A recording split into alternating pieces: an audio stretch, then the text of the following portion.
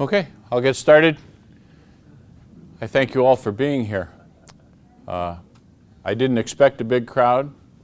I have given this talk to a crowd as small as one, owner of a company, and I've given similar talks to crowds as large as 2,000, and this is somewhere in between. But if you're here, you must have an interest in hiring and retaining and having good drivers, and I appreciate you for being here.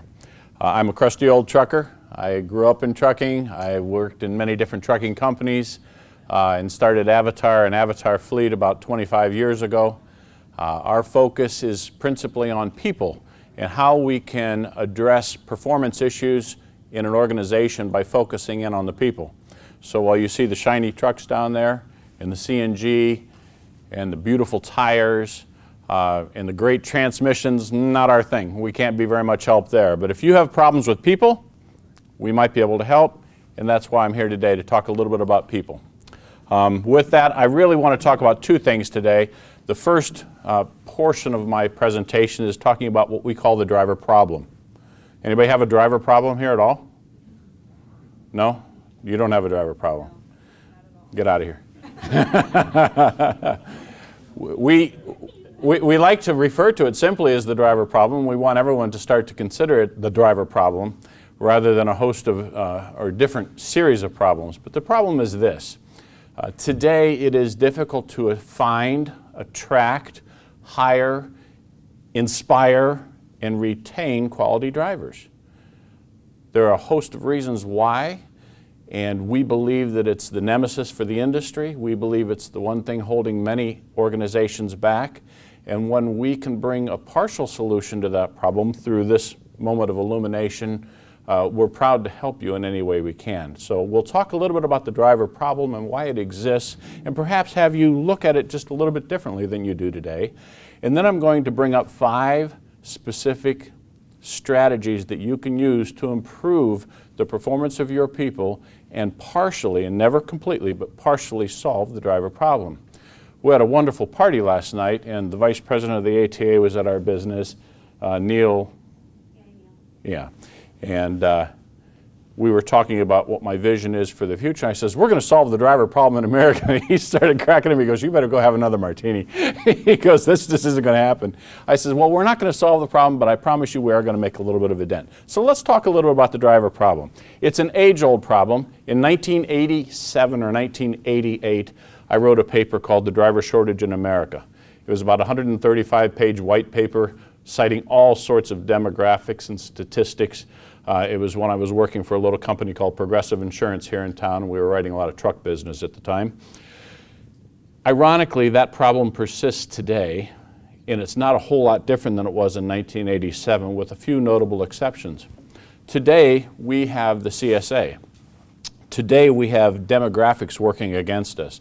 Today, we have drivers who aren't retiring, they're dying.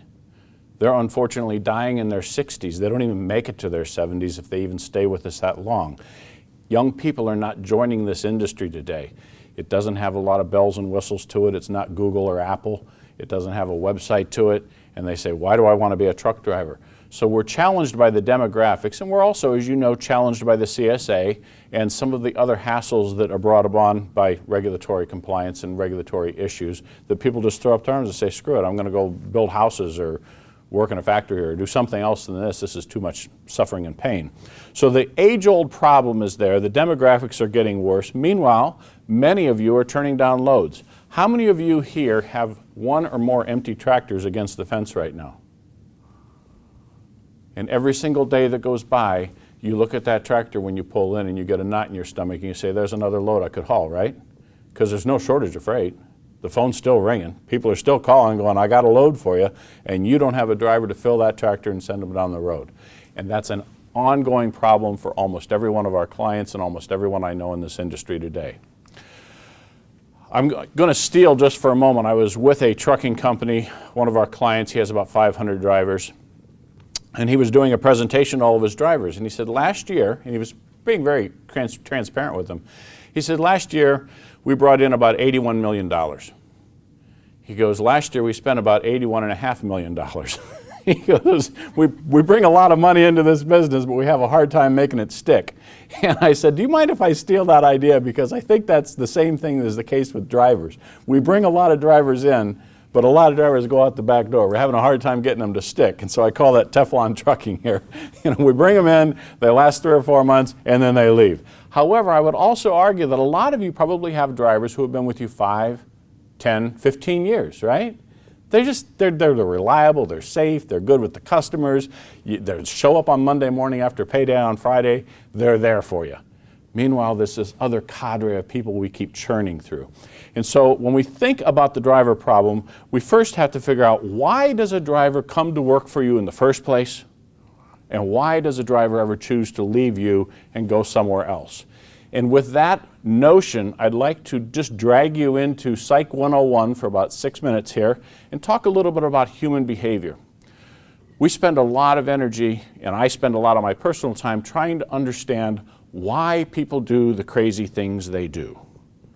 And largely because we focus in on safety, why do people ever get up in the morning, go to work, and get killed, break their arm, fall off a ladder, run into an intersection through a red light?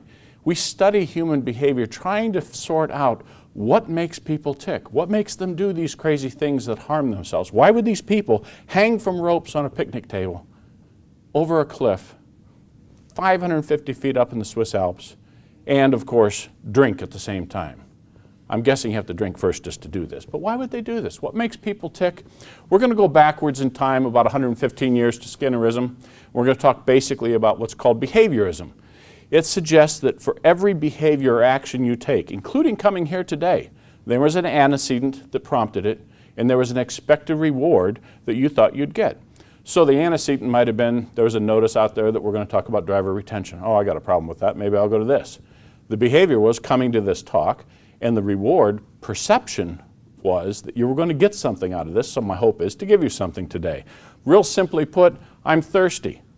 I see a drinking fountain. So my antecedent is thirst, my behavior is get a drink, my reward is I've quenched my thirst, right? It's very simple. Now, if we all do things to get rewards, what we really are thinking in the back of our minds and silently asking ourselves every time we're confronted with an antecedent is, what's in it for me? When you look at an ad, what's in it for me? Do I want this kind of razor blade? When you look at a person that you're attracted to, what's in it for me? Will she be nice to me? Will he be a good man? We look at any kind of a situational demand and we ask ourselves the question, what's in it for me? We use this question so often trying to sort out behavior, we simply refer to it as whiff 'em. Have you ever heard the term whiff 'em? Raise your hand if you've ever heard of whiff 'em. Great, I got a psychologist in the back of the room. Excellent. So what does whiff 'em have to do with your drivers? Your drivers are always asking themselves the question, what's in it for me?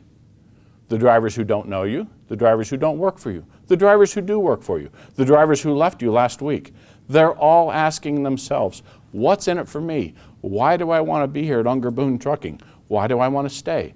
What's in it for me? Your drivers join you on day one when you run an ad, you do your recruitment, you bring them in somehow, some way to your business. They join you for a few major things. Quality of work life, whatever that means to them and whatever you've told them.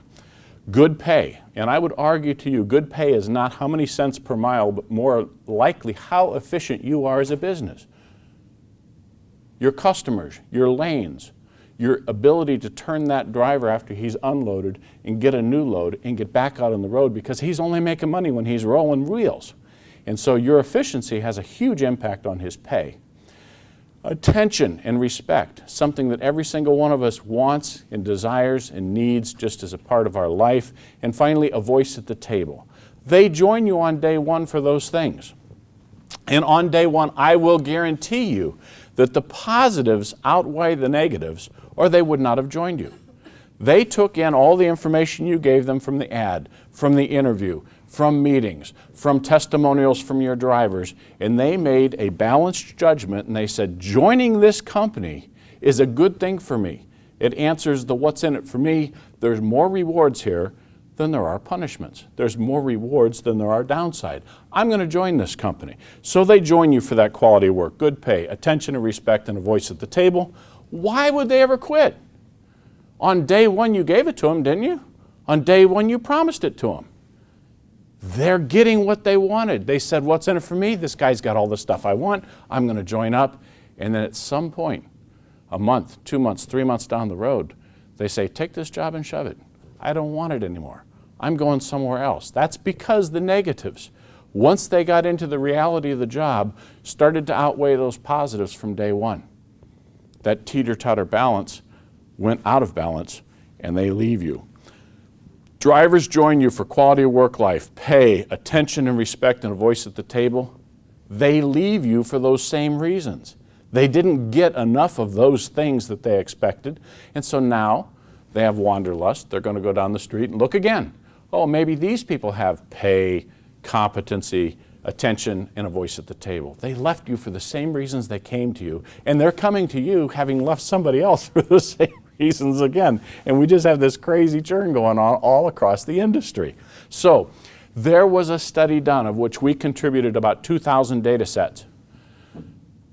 25 or 26,000 drivers, principally in long haul and regional over-the-road van driving mostly, but there were some specialty haulers in there, were interviewed in exits and asked why they left. And these were their quotes in order. I don't make enough money. I'm not satisfied with my home time, and that could be too much, too little, or not at the right time. I don't like my supervisor. And there's a whole body of research, by the way, that says people don't quit companies, they quit a boss, they quit the person they're working for. I'm not happy with the way I'm dispatched, and often that had to do with efficiencies. The job is not what I expected. There are no opportunities to improve my situation. That doesn't necessarily mean getting promoted into some role, just improve my situation, getting better loads, better lanes, better freight, whatever. The company doesn't communicate with me, and then I'm not appreciated. So I highlighted each of those key words: money, home time, supervisor, dispatcher, expectations, opportunities, communication, and appreciation. And we would say these are probably the reasons why those drivers leave. How many people would agree that that list, while maybe not complete, is a large part of why a driver would say he left? You've heard those things, haven't you? People have said those things. Drivers have said, I'm not making enough money, or I don't like Bob, he's a jerk, or I don't like the way you dispatch me, I got stuck in New York City over the weekend. These are the words that they say. This is the citations that they say are the reasons. And so one might be tempted to say, well, let's just go solve this. If the guy's leaving me because he's not getting enough money, let me just give him some more money. Is that a solution? It's not a solution because we don't have any more money, folks. There's no more money to give them, and guess what? It's not a solution anyway, because I would argue these aren't reasons why people leave. These are symptoms. And whenever you go about problem solving, if you go seek to fix a symptom, you're probably still stuck with that same root problem. And all you've done is fixed a symptom. You've given them more money, and people keep churning. And you're saying, why? I gave them more money. No, it's because you didn't fix the root problem. So I want to talk to you a little bit about the root problem and how you can fix these symptoms in a way that actually gets you to keep your people. There are actually 5 strategies, and I'm going to call them retention strategies. And when you first look at them, you're going to say, well, what does that have to do with retention? I'm going to begin at the very beginning on the far left side of the page and say it begins with recruiting. We're going to talk a little about what recruiting means and how to do it efficiently and effectively. Then I would love to talk to you for about a week or two on selection and hiring, but you won't listen to me. And so I won't talk about selection and hiring more than a few slides, but I do believe that as an industry, and for that matter, all of us business owners often hire our own mistakes. We hire our own sack of woe and our own problems. And so I'll talk a little bit about that. I'm going to talk a little about orientation and the opportunity to align these people with your business and to show them the love, what we call the big wet kiss. A little bit about education and training, and I'm going to challenge you when I get to that slide and ask you if you've ever said those words, and you'll see what I mean when I get there. And then a little bit about what I call the retention reinvention, new strategies and new ways that we can hang on to our drivers. So let me begin with recruiting.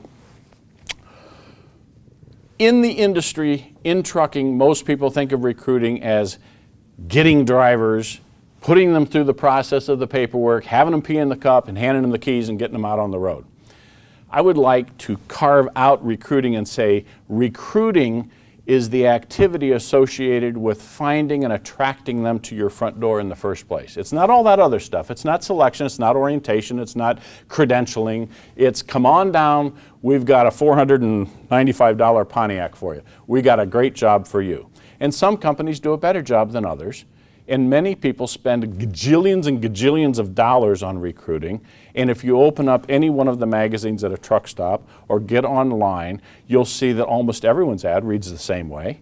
They all make the same promises. We all make the same promises. And the driver who wants to leave the company he's with, who wants that quality work life, better pay, a voice at the table, and a little bit of attention, looks at all those ads and says, well, I like red trucks better than blue trucks, or I like Pete's better than I like Freightliners. And that's about the best chance he's got of making a decision about where he's going to go next, because everything else is the same. Imagine going to a diner and you get the menu and everything on the menu is cheeseburger and fries. You get 6 choices, cheeseburger and fries. What are you going to get? I'll bet you're going to get cheeseburger and fries if you're going to eat there at all. The truck driver is facing a menu that is identical. Every single item on that menu is identical. How is that person supposed to make a decision about why he or she should come to work for you? So recruiting is all about bringing them in, attracting them. You don't want everyone. And I would argue today that when you run your ad, you probably get 50, 60, if you're real lucky, 100 applicants. How many people here process 50 or 60 applicants a week? Anybody? I have clients that are doing 100 a week. Do you know how many good drivers they get out of 100? Anyone want to hazard a guess? Because I look at the stats every day. Somebody said 5? Anybody say more? My highest one is 6.2 per 100. My most stringent employer is currently getting 2.5 per 100. That's a lot of applicants. That's a lot of minions, folks. You don't want everybody on your front door, and you don't want to process reams and reams and reams of applications. You only want to get those drivers attracted to your company who are a good fit for your business, who are going to be happy in your business, who will like the work that you have to offer, the trucks that you have, the loads that you have, the lanes that you run, the way that you dispatch, the way that you treat, the way you pay, and the way you give them benefits. You want people who are like what? Your senior people. People who are a good fit. And I ask you, what is a good fit? You may or may not know what a good fit is. You may have a gut sense, but I would strongly encourage you to ask these people. Sit down with 4 or 5 of your senior most drivers. Hey, Tony, what do you like about this joint anyway? You know, I've never really asked you this question, but I'd sure like to know now. You've been here for 15 years and you're one of my best drivers. Why have you stayed with us all these years? I've got all these other young pups coming and going, churning through this place, and yet you've been here with me. And I want to thank you for that, by the way. Thanks for being here. I'm really grateful because you're a great driver. Now, why the hell are you here? And sit down and actually have the conversation with them. You get 2 things from this. One, you find out why he's there, which is a really, really good thing to put into your next ad, by the way. More importantly, he now has a voice at the table. He's telling you. You've asked him. He's telling you why he likes to work there. He's feeling empowered. He's feeling loved. He's feeling like, wow, they've taken the time to ask me this question. I'm going to give them the answer. And some will give you the answer, by the way. And some will gripe a little bit along the way and tell you the reasons what they're not so happy about, right? But they will talk and they will tell you. I say sit down and survey them, conduct interviews on a quarterly basis, and maybe even have focus groups. Whatever you learn from them, try to synthesize it into 3, no more than 3, because people remember odd numbers better and 3 is a good number. I like 3s. Get it to 3 key reasons why your drivers stay with you and write your recruitment ad based on those 3. But before you place that ad on Bubba Junk or put it out into a Randy Riley publication or stick it in the local rag, show it to your drivers. Ask your drivers, is this true? Is this accurate? Is this really why you stay here? Because you want to attract drivers who are like your senior drivers. So your ad should read with words that resonate with your senior people. People who will like the same things, people who will value the same things as your senior guys. We say that your inside reality needs to match their outside perception. What do I mean by that? There is some reason why you're a good company. There's some reason why somebody has stayed with you for many years. I don't know what it is. And you may have a gut feel, but you should ask the question, because once you do, and you find out what your inside reality is, that's what you want to portray on the outside.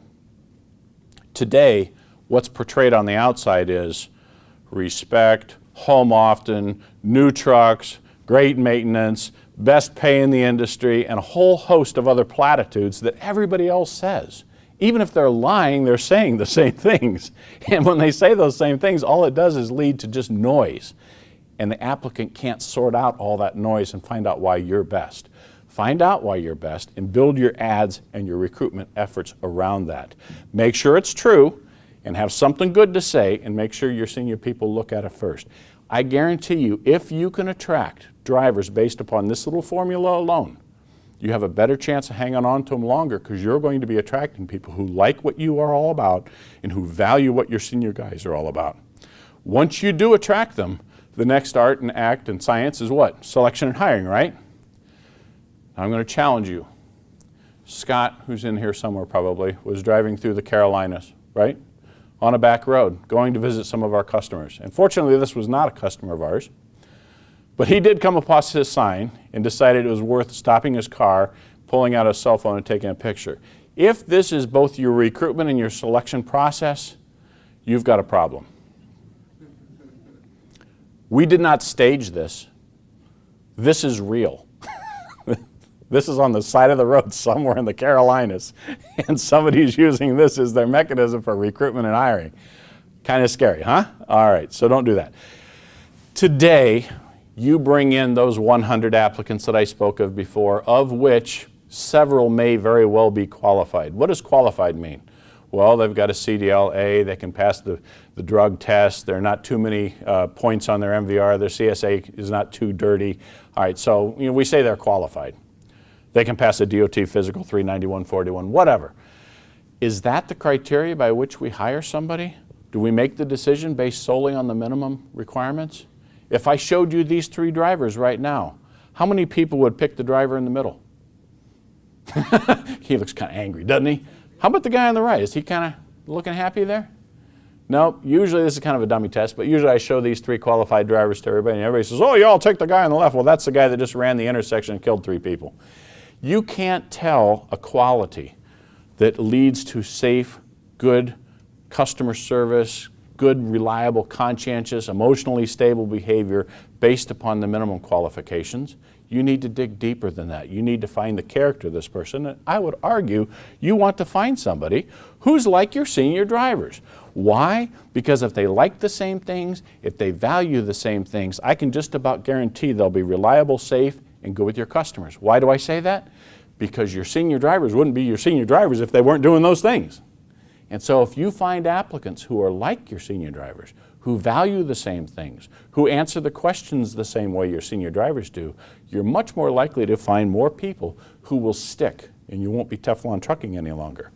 Once you bring them on, the inevitable happens. We have orientation. Imagine you're a truck driver. You have now worked for 9 different companies in the past 12 years, because they all have. And every time they come to another trucking company, what do? Oh, we're going to go through orientation. I was with a wonderful, wonderful lady in Alabama. She's a safety director. And I asked her, do you have an orientation process? I sure do. I said, well, tell me all about it. They sit right there in that chair that you're sitting in, and I read them this book. I go, wow, that sounds fun. How long does that take? About 3 hours. She goes, but before I do that, I make them pee in the cup right away. I said, oh, good, I bet they're really feeling the love. So how many people here have an orientation process? Y'all do, right? Of course you do. You have to have an orientation process. We need to tell them the rules. We need to tell them the routes. We need to tell them where they're going to get paid and where to turn in the paperwork, right? How many people here have an orientation process that lasts a whole day? Everybody? Yeah? How about 2 days? How about 2 weeks? 2 weeks, all right. How about 2 months? How about 2 years? How about always? How about never ending? Orientation should not be a sheep dip. It should not make this person sit down and listen to you read the book for 3 hours and make them sign page 1 so you can stick it in his file and hold him accountable later. Imagine you're at an outing, a party, a bar. You're socializing with other people, and a person of the opposite sex, presuming that you like people from the opposite sex, comes up. and says, how would you like to dance? And the other person pulls out the rule book and says, well, okay, I'd like to have a drink with you, maybe even go out on a date, but first read this rule book and sign this on page 1 here so I can hold you accountable. Won't that be a great relationship? You're going to run like it's fatal attraction. And yet that's what we do when we first embrace a new employee often. We give them the rule book and make them sign and say, we're going to beat you with a stick if you break these rules. This is the time for giving them a big hug, a big wet kiss. If you join a church, a club, a family outing, the first thing everybody does is embrace you. They love you. They're glad you're there. They thank you for being there. They say, oh, I'm so glad you're here. I've missed you. I haven't seen you in so long. Or you're aligned on various values and you think the same way and you like the same things. That's this opportunity. Orientation should be that opportunity to align them with who you are, to say we really care about this customer or that load or these lanes or safety or customer service or whatever it is that's really important to you. We want to make sure our trucks look the best. I got one company, they're just so happy that every single truck in their fleet is different. It's a different color, it has different markings, it has different logos. Every single color, every single truck is different. And they even have a tagline that says, a truck of a different color. That's their tagline. Everybody gets their own custom truck with surfers and horses and spray paint, really sexy trucks. But that's their thing, and that's what they care about, and that's what they preach to their people when they embrace them. Orientation is a process. It's a time to thank them, to show your appreciation, to reward their decision. Remember, they just left another company to come to work for you. They're all wrapped up thinking, wow, I wonder if I made a good decision. Is this a good place to work? This is your opportunity to thank them for that. It's also the perfect opportunity to explain your expectations. How often are expectations out of sync? What the guy thinks he's signing up for and what he just did sign up for. This is the chance to do that. To be clear, I'm going to get you home every other Friday. You're going to be home for a 34-hour restart or whatever it's going to be. Delineate the expectations and have the guts to ask the question, what are your expectations from us? Why did you join us? And what do you think you're going to get from us? And how can we make sure that you get what you signed up for? People don't want to ask that question because they're afraid the guy's actually going to tell them. And they're even more afraid what the answer might be. But it's worth having the conversation. It's no different than a relationship with a man or a woman or a friend. Have the conversation, ask the tough questions, say, what will you expect from us? Okay, now that I know what the expectations are and you know what mine are, we're on the same page. So you're getting yourselves on the same page. As I said before, it's not an event, it's a process. You can't afford to put a person through weeks of orientation, but you can afford to have a mentor answering his questions on a regular basis, a senior driver who cares enough to contribute to the good of your business. And one of the toughest things I've asked some of my clients to do is to pick up the phone during those first few weeks and call the guy. How you doing? How are they treating you? Is it exactly what you thought? Oh, it's a little bit different? How so? Is there anything we can do to make it a little bit better? Oh, I'm sorry to hear that. Have the conversation and ask the tough questions. The very fact that the person is able to articulate the answer and give you a little gripe or two, you don't have to solve every problem. It's called work for a reason. But the very fact that you asked the question and allowed him at least to vent a little bit allows him to feel like he's got a voice at the table. One of the reasons they leave. Next is education and training. This is teaching people all the things that they need to know, which we call knowledge, sticks in the brain, and all the skills that they need, which is how to do things like shift and steer and use your signals and get out and look before you back the vehicle. How many people here have some kind of formalized education and training associated with newly hired drivers? A few of you. How about for existing drivers after 6 months or a year? Anybody? A couple safety meetings, right? Okay. Education and training is giving them what they need in order to do their jobs well. And you don't lose all of your drivers because they become unhappy with you. Sometimes you lose your drivers for other reasons. How many people here have ever had to say, gee, he was a really good driver, I hated to let him go? Anybody ever have to do that? No? You've never had to do that? We hear this all the time. People say, oh, yeah, he's a great driver, but he screwed up, he got in trouble with the DOT, or he falsified his logs, or he had an accident, or he didn't do a pre-trip and the wheels fell off and killed somebody. There's always something that comes up that they say, he was a good driver, but. If he was a good driver, but, and he went out and made a mistake for lack of knowledge or skill, that's on you. If he went out and made a mistake because he said, screw it, I don't like these rules, I'm going to break the rules, that's a different story, and there's a different solution for that, by the way. Education and training doesn't work.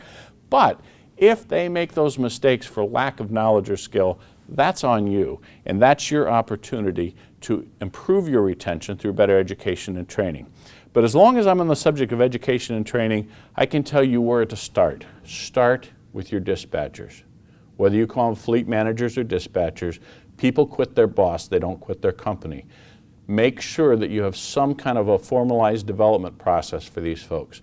Often they're really good drivers that got put into dispatch. They understand the system, they understand the freight, they understand the customers and where to go, they understand the DOT regs and rules and logs. They don't necessarily have people skills. Be sure they get some developmental, I don't care if it's Dale Carnegie classes, make sure they get some communication, conflict resolution, delegation, and time management skills. All too often that pay problem that we talked about at the beginning is the result of dispatchers not being efficient at their job, not turning the drivers quickly enough after they get that load, or calling up and saying, hey, my guy's there he's been there for 2 hours, we either got to charge you, we got to get that guy out of there, I got to turn my driver. It's that skill set that the dispatchers have. They make more decisions in an hour than the owner makes in a week, simply because there's more of them and there's more decisions to make. And all those little decisions add up to be the straw on the camel's back that breaks the camel's back, that causes the driver to leave. Last but not least, let's talk a little bit about why we came today. Retention Reinvention. We recruited people who like us. We were careful in our selection and didn't hire people who were dunderheads. We gave them a big wet kiss through orientation, and we put them through some level of education and training. Now let's hang on to them. What we need to do is constantly be aware of the positives and the negatives by driver, by day. How many positives are on this guy's teeter-totter and how many negatives are on his teeter-totter today? And what can I do to make sure that there's more green blocks than red blocks every day? Every day should be like that first day. Remember when I said he joined you because the positives outweighed the negatives? I guarantee you he joined you because the positives outweighed the negatives. He wouldn't have joined you otherwise. So he joined you for those positives. Now all you have to do is make sure that every single day there's that many positives. The same is true when we're dating or we get married and we find a wonderful, wonderful, lovely lady and we say, will you be with me forever? And then we wake up one day and we have this.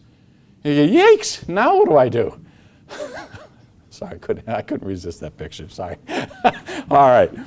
You want to make sure that the honeymoon is never over. She may get ugly over time. He may snore a lot and drink too much, but if there's a good relationship, you can keep that honeymoon alive, you can keep that love alive, and you do that by treating them appropriately. Talk with them every day. Listen to them. Ask them questions. How are you doing? How are things going? Mix it up with them. Conduct regular surveys. Formalized surveys. They can only be 10 questions. I don't care. It could be 15 or 20 questions. They're simple questions. Do you like the lanes? Are you making enough money? Go back to those 8 reasons that they told you that they left and just ask those questions. Ask the blunt questions. You're afraid of the answer. Don't be afraid of the answer. Giving them the opportunity to give you the answer is half the battle won. Even if you don't like what they have to say. Give them the opportunity to have a voice at the table. I say never miss an opportunity to have an uncomfortable question. And I would say that this is true in marriage counseling as well. Hey honey, how am I doing? Where would you like to go tonight? That was a really nice meal. How can I help clean up? Asking the tough question is how you build a strong relationship. So you ask questions like, are you having a good day? Are you happy working here? That's worthy of asking once a month. How can I make your life better? And then we have the stop, start, and keep doing. What can I stop doing that would make it better for you? What can I start doing? Oh, answer the phone? Not put you on hold for 15 minutes? Not lie to you? Not leave you stranded? Oh, okay, I'll work on that. What should I keep doing? Giving you this run on Tuesdays? Oh, okay, I'll keep doing that. Ask the question. Just letting them vent and answer the question is half the battle and keeps them there longer.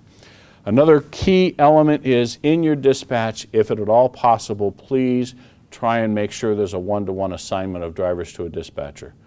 No one wants 2, 3, or 4 bosses. And I tell you, I spent 25 years in trucking, and every single week my employees had a different boss. They either had me or they had somebody else because we were on 7 on, 7 off shifts working a big break bulk. And literally, we would come in on day one, and the guy would go, okay, here comes Gardner's crew again.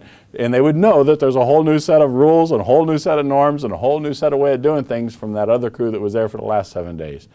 It's even worse if you have a dispatcher that's different every 15 minutes or every time you call in. Try and get them assigned one-to-one. Number 2, sit in dispatch. If you own a business, if you're a president or a safety person or even a recruiter, sit in dispatch for an hour a week. It's just unbelievable what you'll hear.